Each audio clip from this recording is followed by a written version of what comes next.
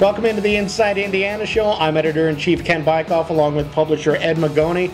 And the Hoosiers, they lose again on the football field, are going to a bye week, but we'll get to that in a second. I think, Ed, the bigger news last week was the start and the close of the exhibition basketball season, where Indiana pulls off a 90-72 win over the University of Indianapolis. What were your thoughts on how the Hoosiers came out and played? I mean, they played a lot of guys. Head coach Tom Crean said this is the only game when they're really going to experiment with their lineups. But your first impressions of what you saw of the 2011-12 ball club? Well, I think it's understandable for them to have a little bit of nerves starting out, and they showed that. I think Indianapolis hung with them a little bit longer than most people anticipated they would. Maybe through like the first 10 or 12 minutes of the game, it was a fairly close ball game.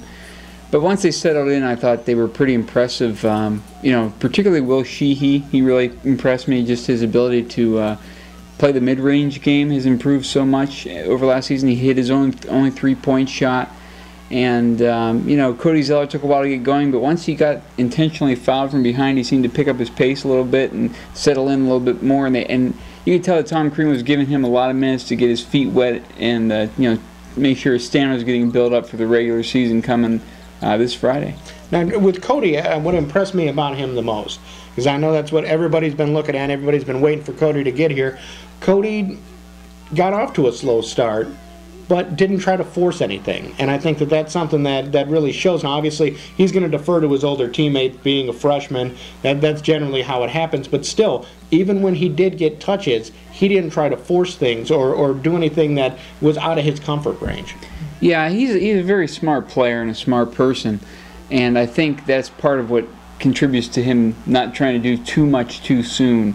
And that should help the entire team because Cody Zeller is a good passer, he understands the game of basketball, and he understands that he's going to draw attention just because he's the premier big man on the team.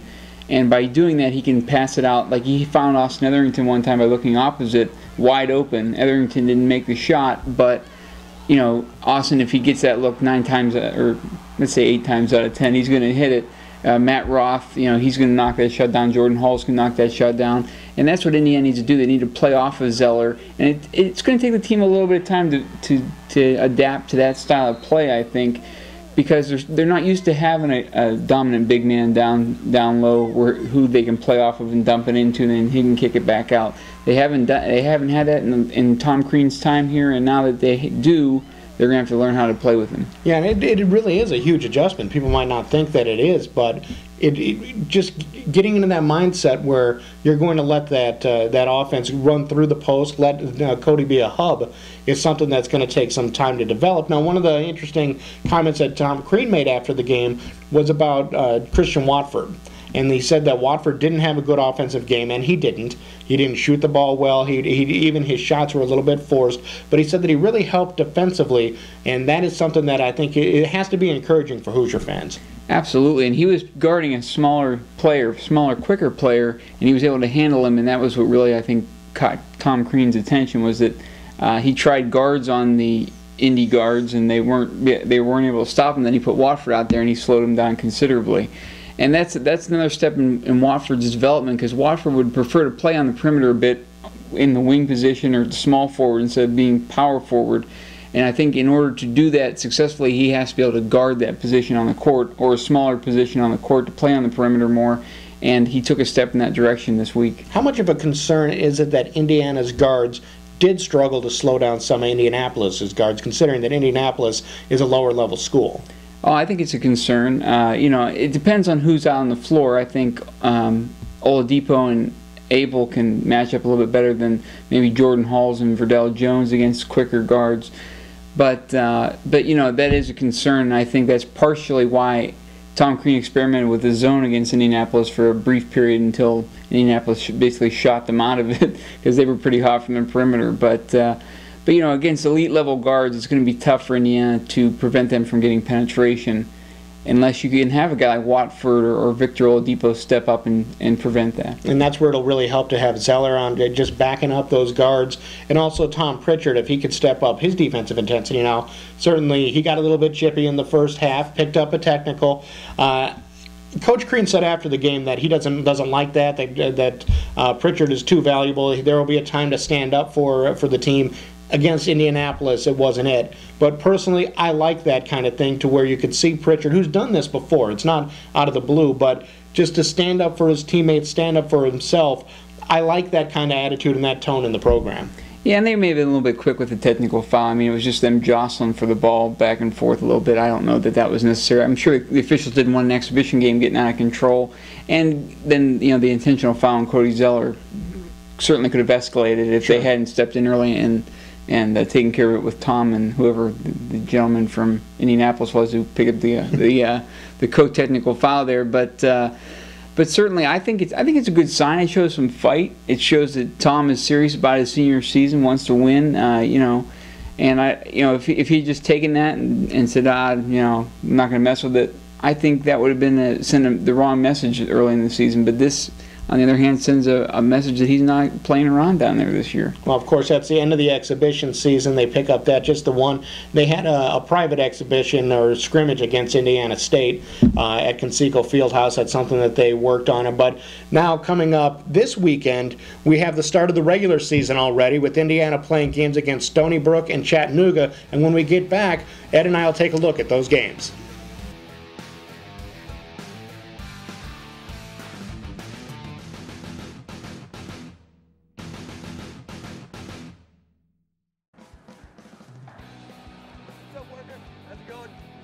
What's up, buddy? You doing good?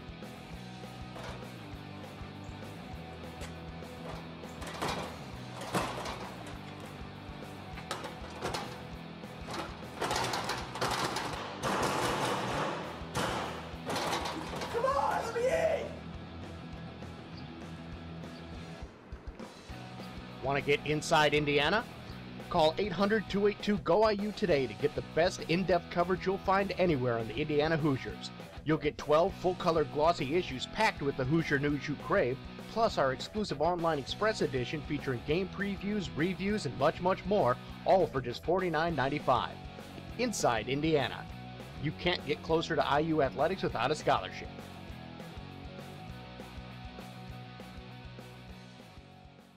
Somebody in there! Let me in! Please.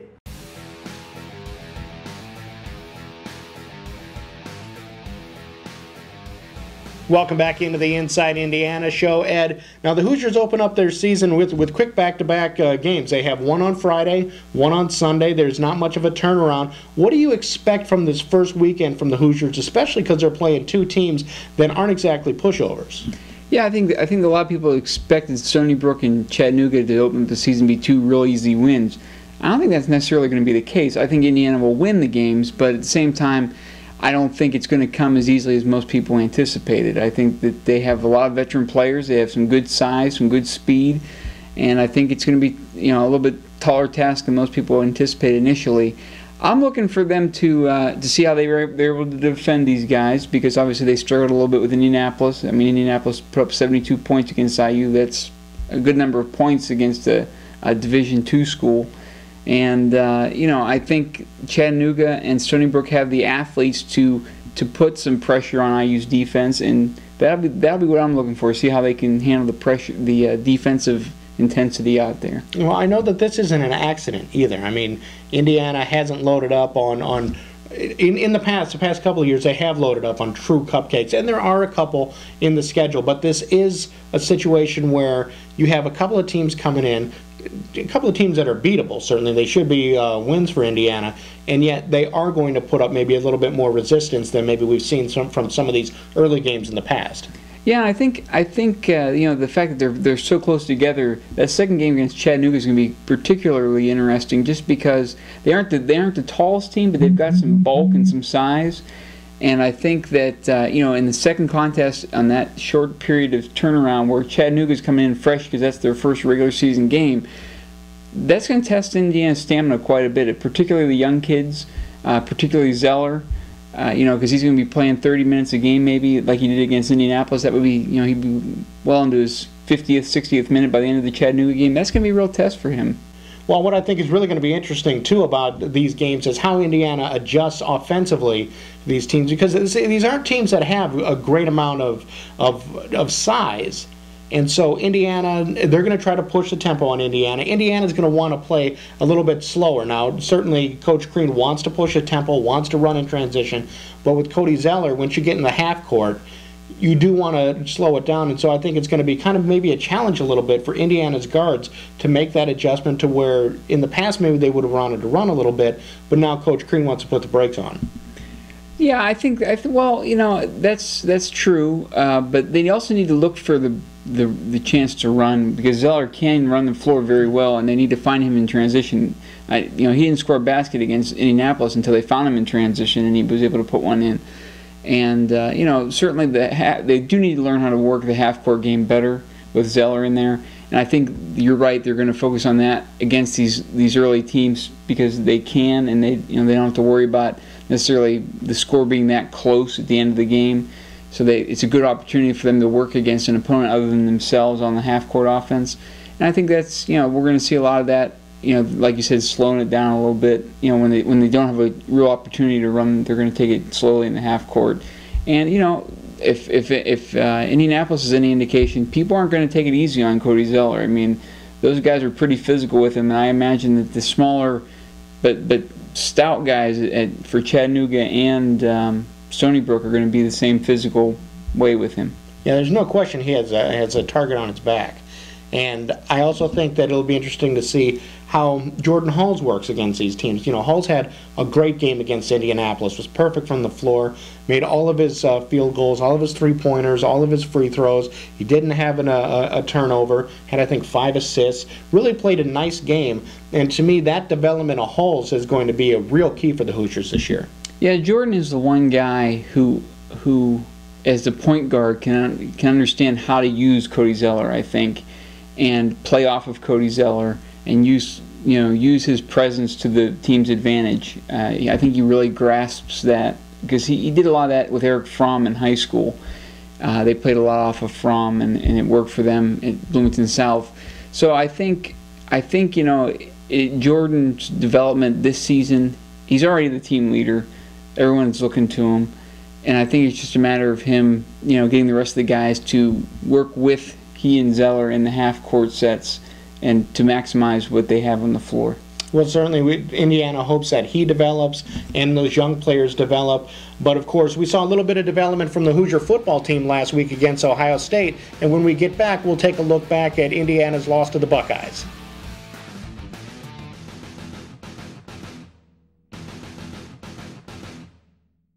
It's a new year. There's a new buzz. And there's a new Inside Indiana magazine. For more than 20 years, Inside Indiana has been your best source for the kind of in-depth coverage of Hoosier athletics you crave, and now the best just got better. By calling 800-282-GO-IU, you can experience 12 packed issues dedicated to Indiana athletics in full-color glossy brilliance for only $49.95. But that's not all. You'll also receive access to our new Inside Indiana Express edition online, featuring game previews, news, photos, and much, much more. So what are you waiting for? To stay up to date on the Kevin Wilson era and all the excitement surrounding Tom Crean's Hoosiers, plus all the news you want on the rest of Hoosier athletics, call 800-282-GO-IU today. Inside Indiana. You can't get closer to IU athletics without a scholarship.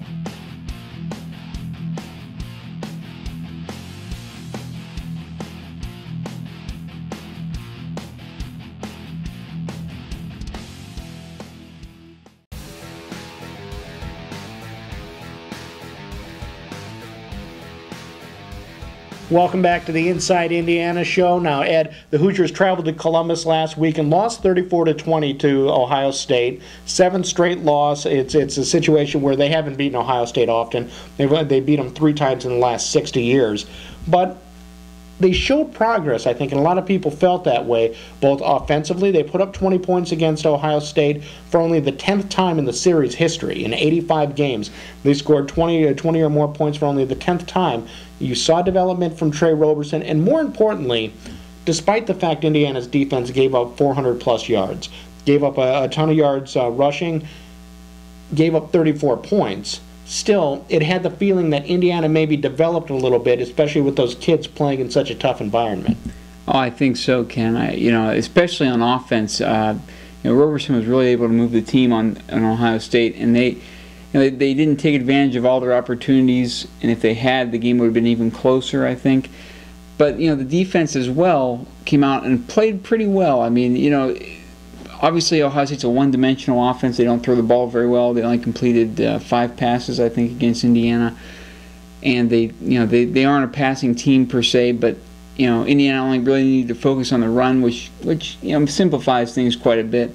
But they were able to get some 3-and-outs. They were able to force some Ohio State punts. They were able to force some turnovers for the first time in a while, significant turnovers deep in the Ohio State territory, which led to their first touchdown. So I think it's I thought there were good signs moving forward, and most of the people out there playing are going to be back next season, which has to be a good indication for the Hoosier team. Well, especially from a pass rush standpoint, Indiana rolls up 6 sacks, which they hadn't had many going into the game. I think they may have had 5 or 6 going into it. They end up putting 6 more on the board, and that's a positive, even from just a confidence standpoint. Look, Ohio State's not a great passing team. Everybody knows that. And I think it's interesting you mentioned they completed 5 passes. It was the fewest passes Indiana had allowed to be completed since they played UConn in 2006, which was another loss. That was a 14-7 loss right there. So rare that you only complete 5 passes and you lose both games. But to me, between that pass rush, being able to put pressure without actually getting a sack, and also holding Ohio State to 3 of 9 on 3rd down, I think, again, when you're playing that many kids, it has to be seen as a positive. Oh, absolutely. And, the rushing attack that Ohio State puts out there is tough to stop. I mean, Boom Herron and Hyde and Braxton Miller are all 3 very capable backs. All 3 capable rushers, I should say, because Braxton Miller's a quarterback. But they all went for over 100 yards. They've all had long runs of one way or on one play or another. They all went for 20+ yards, I believe. So I mean, it's tough to stop them, and they've been doing it to everyone.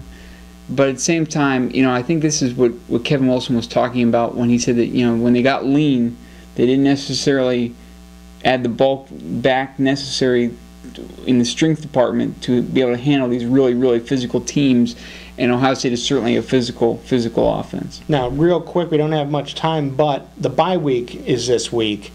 What kind of impact can that have for the Hoosiers in terms of development?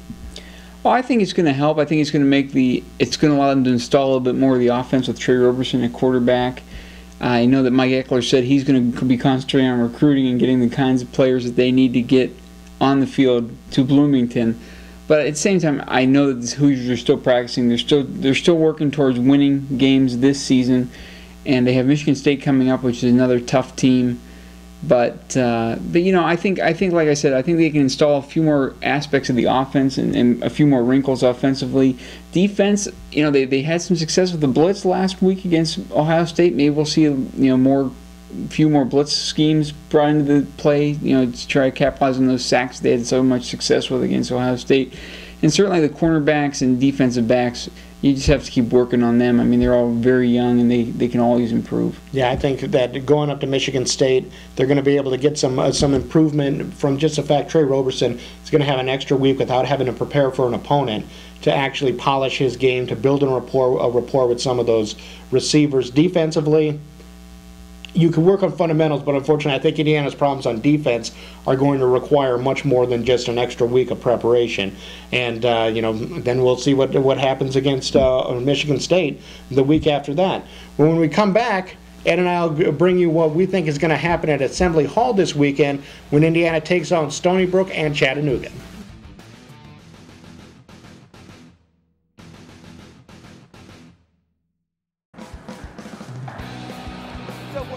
How's it going? What's up, buddy? You doing good?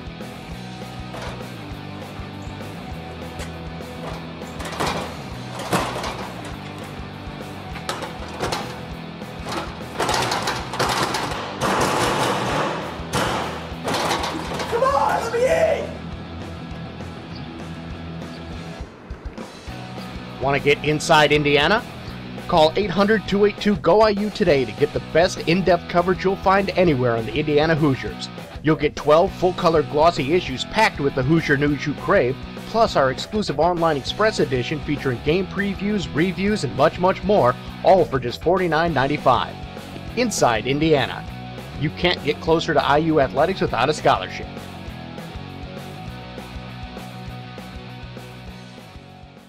Somebody in there! Let me in! Please!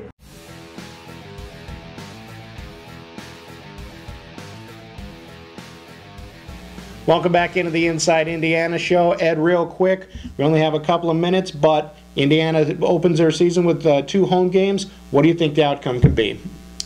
Well, like I said earlier, I think it's going to be tougher than most people think it's going to be. I think these 2 teams have the talent, they have the athletic ability to pressure Indiana's perimeter defenders and to get some penetration and possibly even try to get some of the bigger guys in foul trouble, off the dribble drive. But ultimately, I think the Hoosiers have, they're, as you've been saying all week, they're past the point of losing games like this. I think they're going to come out victorious in both affairs. Yeah, so do I. I mean, this is not going to be easy, but the improved depth, the improved athleticism, I think just having Cody Zeller in the middle is going to make a big difference. And then also, it's just going to help everybody else from a confidence standpoint. This is a team that is excited to start the season. I don't know that there was excitement to start the season last year, but I think they knew that they probably were going to struggle a little bit. That necessarily isn't the case this year. I think there's a little bit of a different feel to the program, and there's a little bit more buzz going on. Well, that's all the time that we have this week on the Inside Indiana show. So for Ed Magoni, I'm Ken Bikoff. Thanks for watching, and pace yourself.